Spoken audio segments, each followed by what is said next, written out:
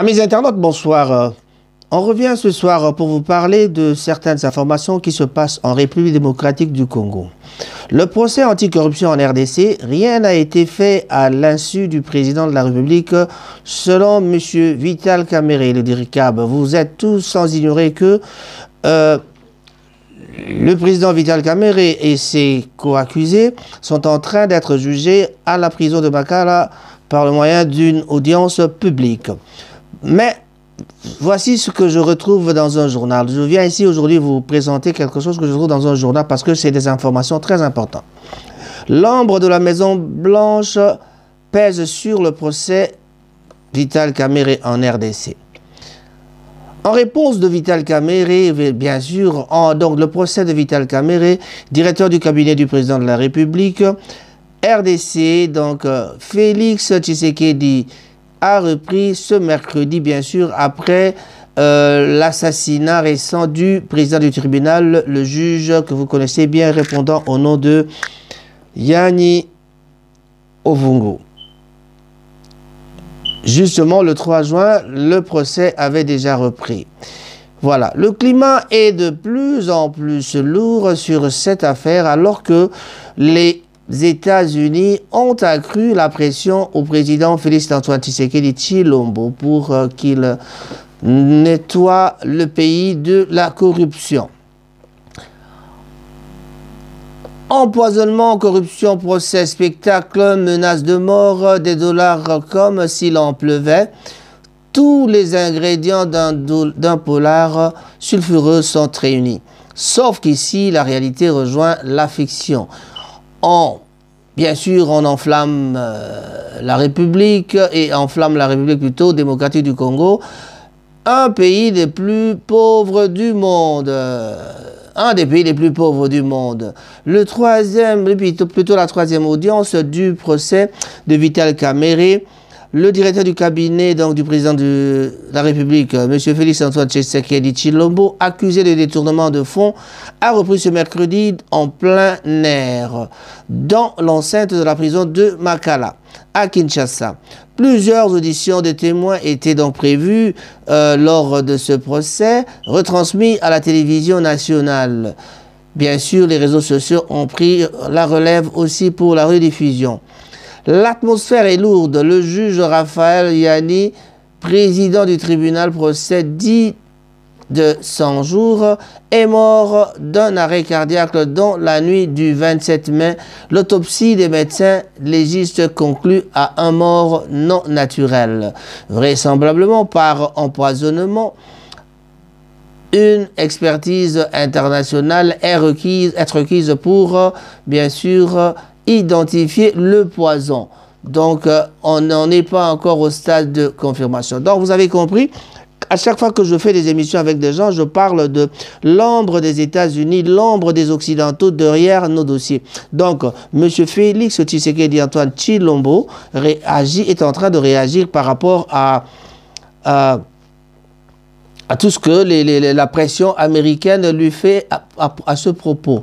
Voilà, donc je parlais du procès anticorruption en RDC. Rien n'a été donc fait à l'insu du président de la République, selon Vital Kamerhe. Donc lors d'une audience de 10 heures, le directeur du cabinet de M. Félix Tshisekedi a affirmé que le marché lié à la construction des maisons préfabriquées avait donc été accordé sur instruction expresse du chef de l'État. Est-ce que nous pouvons dire que M. Vital Kamerhe voulait dire cela, que tout ce qu'il a fait, le chef de l'État le savait? Bien sûr, le chef de l'État le savait. Mais ici, on parle d'un détournement que les juges ont d'abord vraiment la primeur de bien vouloir nous expliquer. Parce que bientôt, le procès a été reporté au 11 juin, c'est-à-dire le lundi prochain. Donc nous assisterons à la plaidoirie. La plaidoirie, bien sûr, certainement commencera par l'intervention du ministère public. Le ministère public qui doit commencer à expliquer, à essayer de prouver comment les gens ont pu détourner de l'argent. Et voilà. Donc, le procès donc commencé à 9h30, c'est-à-dire 8h30 GMT, donc Greenwich Mean Time. La quatrième audience marathon se poursuivait jusqu'à 20h. Donc, jeudi, après une brève suspension, accusé de détournement de fonds, est incarcéré donc depuis début avril. Donc je dirais bien le 8 avril, M. Vital Kamerhe avait été incarcéré. Vital Kamerhe a vu du défilé à la barre sa femme Hamida Chatur et la fille de celle qui Soraya Mpiana, la fille de celle-ci plutôt, donc Soraya Mpiana, née d'un précédent mariage avec un célèbre chanteur congolais, M. J.B. Mpiana, Jean Bedel, Mpiana, Chituka Mpiana. Et voilà, donc le procès Kamerhe en RDC, et voilà. Qu'est-ce qui se passe? Tshisekedi gère l'affaire. Kamerhe, comment Félix Tshisekedi gère l'affaire? On se pose la question de savoir comment Félix Tshisekedi gère l'affaire.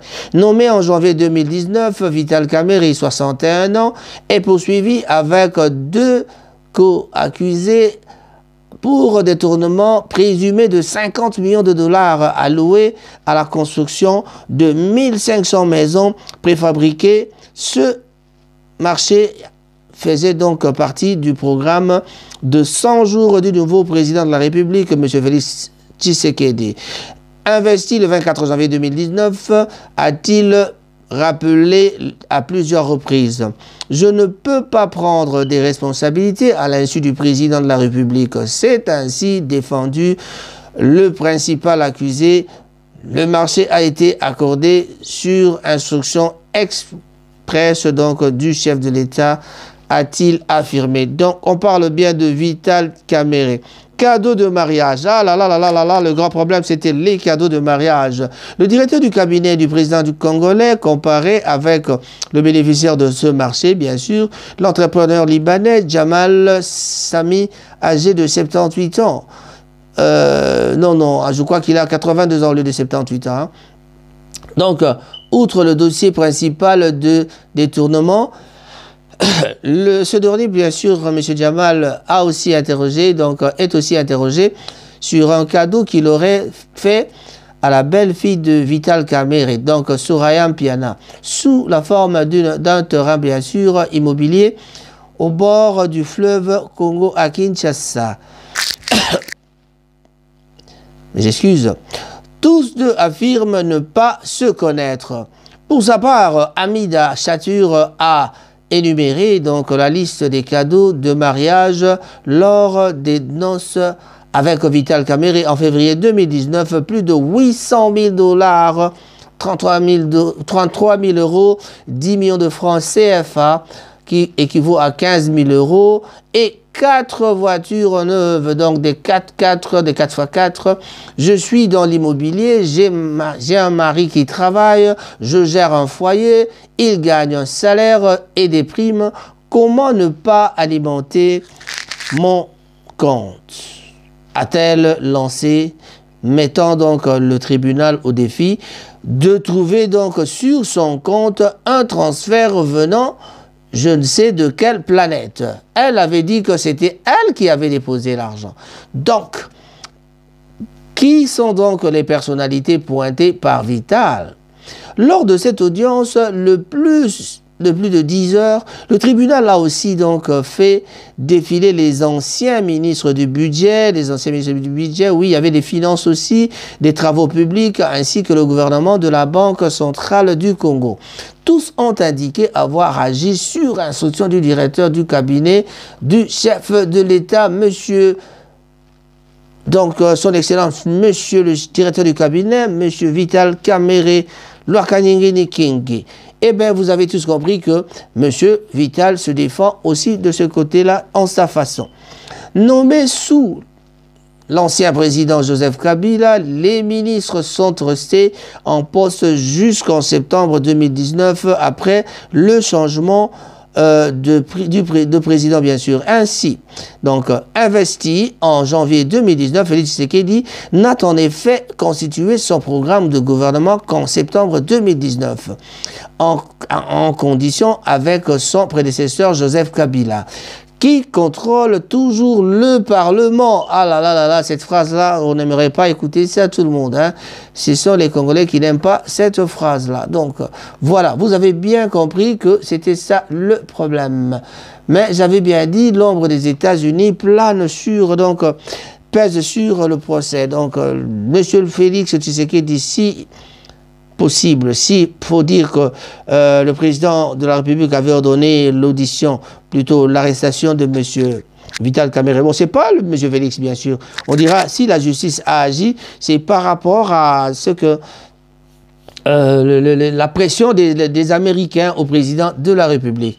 Donc, nous disons ceci. Reprise du procès, bien sûr, ce que j'avais dit en avance, que reprise du procès de Vital Kamerhe en RDC, les témoins à la barre. Il y a eu des témoins qui sont passés. Et selon RFI, le procès de Vital Kamerhe pour détournement de fonds a repris, bien sûr, le 3 juin, une semaine après la mort soudaine du juge chargé de l'affaire Raphaël Yanni. Vital Kamerhe et 2 autres prévenus sont poursuivis pour une affaire de détournement de fonds alloués au projet de maison préfabriquée dans le cadre de programme de 100 jours de M. Félix Tshisekedi. Selon TF1, la troisième audience de Vital Kamerhe s'est tenue avec un nouveau président, c'est-à-dire le juge Pierrot Bankengemvita. Il succède donc à Raphaël Yanni Ovungu, décédé soudainement la semaine dernière. Donc pour la première fois, ce mercredi, les témoins sont passés à la barre. L'ancien ministre du Développement rural, Justin Bitakwira. D'abord, c'est lui qui avait signé en 2018 un contrat initial avec la société Samibo, et Samibo SARL, donc de l'homme d'affaires libanais Sami Jamal. Sami Jamal, qui est également un parmi des prévenus. Il a expliqué qu'au départ, c'était un marché qui, d'un montant de 27 millions de dollars pour 900 maisons préfabriquées destinées à 9 provinces du pays. Justin Bitakwira a reconnu avoir signé le contrat, mais il a expliqué que le gouvernement n'était pas en mesure de payer la première tranche de la facture à Samibo SARL, société à responsabilité limitée. À cette époque, il a donc ajouté qu'il n'a pas pu suivre le dossier parce qu'il en avait été dessaisi par Vital Kamerhe au travers d'une correspondance officielle. Quand le président Félix Tshisekedi a été installé, Kamerhe avait paralysé donc notre gouvernement. Voilà ce que le petit frère de M. Vital, bon je l'appelle le petit frère de M. Vital, M. Justin Bitakwira, donc on était devenus des spectateurs, a-t-il dit à la barre. Il a davantage chargé le directeur du cabinet de Félix Tshisekedi Tshilombo en ajoutant qu'il n'était donc pas au courant de paiement de 57 millions de dollars à Samibo, qui est une société à responsabilité limitée. Voilà. Ce montant, donc, a expliqué Justin Bitakwira, est loin de celui de 27 millions de dollars du contrat initial. Donc, je n'ai jamais engagé la RDC pour le paiement de 57 millions. Celui qui a engagé la République pour donc n'a qu'à assumer, donc a-t-il augmenté. Il n'a pas reconnu la validité de l'avenant au contrat qui a permis ce paiement. Voilà. Ces propos donc ont été appuyés par le témoignage de Ngongo Saloumou, directeur général intérimaire de la Direction générale de contrôle des marchés publics. Dernier témoin à comparaître aujourd'hui, bien sûr c'était hier. Celui-ci donc a également soutenu que ce paiement avait été fait sur base d'un avenant qui n'était pas valide. Voilà. Mais à ce propos, Vital Kamerhe a toujours des explications à donner. Chers amis, je crois que nous sommes ici devant un procès qui nous amène à conclure que c'est un procès politique. Vous venez d'entendre que le président Félix-Antoine Tshisekedi Tshilombo est en train d'agir selon derrière la pression des USA, la pression des États-Unis pour vraiment... Le but c'est quoi? Parce que en lisant tout ce qui est écrit sur ce website, le but c'est de quoi? C'est d'écarter Vital Kamerhe dans le système politique. Il faut écarter Vital Kamerhe. Pourquoi? Parce que je ne sais pas.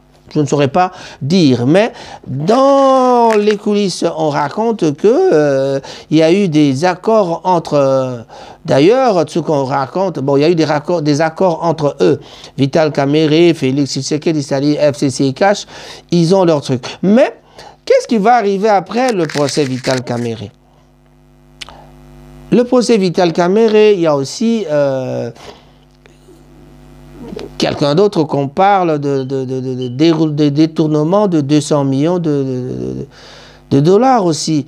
Donc, on assistera peut-être après Vital Kamerhe, on assistera peut-être après dans un autre procès qui nous amènera à l'affaire de 200 millions dont je ne peux pas en parler mais pour l'instant. Mais en tout cas, le Congo a un problème. Nous sommes vraiment en crise en RDC. Le Sénat, il y a aussi ce qu'il faut ne pas oublier, il y a eu la destitution de M. Jean-Marc Kabound, Jean-Marc Kabound a été destitué de son poste de premier vice-président du Parlement. Mais il y aura l'élection le 12 juin prochain pour pouvoir élire son remplaçant. Chers amis, il y a aussi la situation au Sénat avec M. Tambwe Mwamba, le procès qui peut-être qui aura encore lieu. Ira-t-il se présenter au tribunal parce qu'il y a Madame Bijou Goy qui avait vraiment qui voulait emmener M. Tambwe Mwamba en justice pour le problème de justification des montants alloués à la réparation ou à la réfection plutôt des enceintes du Sénat. Voilà. Le palais de où ce qu'on fait le palais de pour ce qu'on fait le congrès, le Sénat, voilà où ce qu'on a le Sénat se réunit. Chers amis internautes, nous sommes devant un pays qui tourne à sa façon, mais le problème c'est la coalition. Mais il faut écouter les gens. Quand on revient sur l'affaire procès Vital Kamerhe, on constate que les témoins ont défilé et puis il y en a qui ont chargé Vital Kamerhe, il y en a qui ont été aussi en faveur parce que il y a la tendance UNC, la tendance UDPS. UDPS, UNC, la guerre. Donc, Monsieur le Président, d'ailleurs, nous tous nous sommes devenus ministrables, mais on ne saura pas, on n'acceptera pas un poste de ministre au Congo pour aller se faire salir comme ça. Parce que regardez ce qui se passe. On parlera encore pour le Congo, donc du coronavirus. Le coronavirus tue. Il y a un ami, un confrère, Alain Delé, qui venait de sortir de l'hôpital. Il était malade, mais en tout cas, il se fait peut-être d'autres choses, mais on a voulu l'imposer d'accepter qu'il a le coronavirus. Que se passe-t-il avec le coronavirus à Kinshasa? Je vous ai parlé dernièrement au campus universitaire de Kinshasa, les professeurs sont morts 20. Non. Il y a eu 15 professeurs morts pendant un mois. 15 professeurs sont morts. Les professeurs de l'université. C'est-à-dire les docteurs, les médecins, les professeurs de l'université, ils sont morts. Donc c'est un problème terrible au Congo. C'est une crise, on ne sait même pas comment appeler ça. Si on regarde, on revient toujours en restant dans le même registre, on parlera du bureau du président de la République. Il y a eu 20 morts. 20 morts, là c'est encore triste. Félix, vous devez dire quelque chose, Monsieur le Président. Son Excellence, petit frère. Qu'est-ce que c'est qui se passe? Excusez-moi, ne me traitez pas d'outrage parce que quand je parle comme ça, je me sens vraiment à la place du grand grand frère, je dois parler, je dois dire à mon frère, monsieur, son excellence, petit frère, en tout cas, faites l'impossible pour pouvoir arranger les choses. Il faut en parler, il faut vraiment parler.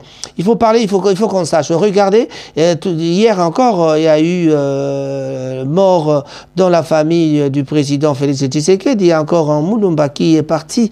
Et tout ça, c'est triste, que son âme repose en paix. Je n'ai pas cité le nom des gens ici. Mais en tout cas, le pays est triste. Le pays est triste. Et si on regarde la façon de vivre de la République démocratique du Congo, on parle de la République démocratique du Congo de deux façons. On dit que le pays de la RDC, c'est le pays le plus riche du monde. Et puis on nous traite aussi d'être le pays le plus pauvre. Nous sommes les plus pauvres, mais avec un souterrain bien chargé, bien garni. Mais comment accepter tout ça? Amis auditeurs, amis internautes, nous voici arrivés à la fin. Le temps nous imparti par la rédaction a été consommé.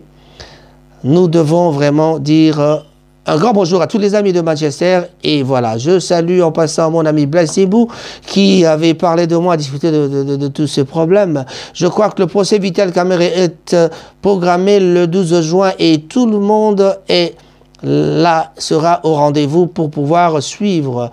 Nous autres, quand on travaille sur le plan de travail, donc au bureau, on reste toujours attentif à ce qui se passe à Kinshasa.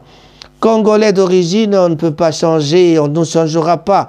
Vraiment, nous sommes tous attentionnés par ce qui se passe au pays, en RDC.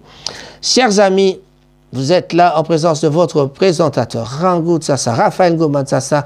D'ailleurs, quand je cite mon nom, Raphaël, je pense au juge qui est mort, Raphaël Yani Ovungu. De Bandal d'ailleurs, que je suis aussi. Donc, je salue tous les amis de Bandalungwa pour pouvoir... je leur encourage de bien pleurer avec la famille de Raphaël Yani Ovungu. Que ce nom repose en paix. Juste, nous attendons que la confirmation pour l'empoisonnement ou alors qu'on nous précise si vraiment c'était le poison, si ou bien c'est pour déterminer quel genre de poison était-il. Quand est-ce que le poison était là? Parce qu'on a accusé les gens pour... comme quoi tel ou tel a tué, mais qui avait intérêt de tuer. J'avais dit au cours de mes précédentes émissions, n'avait-il pas des secrets d'État qu'il connaissait et qu'on devait l'éliminer pour ça? Si je prends le risque de dire ça, mais en tout cas c'est vraiment triste. On ne peut pas être si indifférent d'une affaire de ce genre parce qu'il s'agit de la mort d'homme. Amis auditeurs, j'ai dit et j'ai terminé. Raphaël Ngoma Tsassa, à tout à l'heure et à plus.